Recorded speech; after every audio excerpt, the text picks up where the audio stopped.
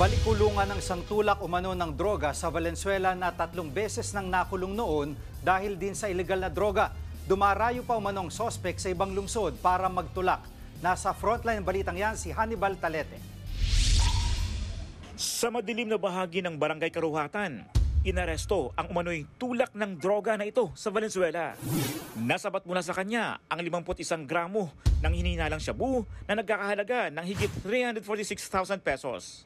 Residente ng Caloocan ang suspect at dumarayo lang sa Valenzuela para magtulak. Napag-alamang pang-4 na beses nang makukulong ng suspect dahil sa illegal na droga.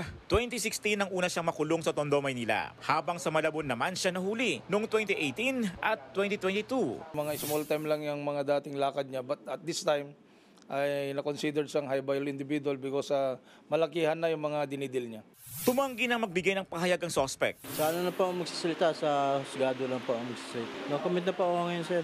Naharap siya sa reklamong paglabag sa Comprehensive Dangerous Drugs Act. Nagbabalita mula sa frontline. Hannibal Talete, News 5.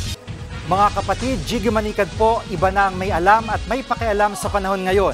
Para sa konkreto, kumpleto at komprehensibong balitaan sa frontline, mag-follow at mag-subscribe sa social media pages ng News 5.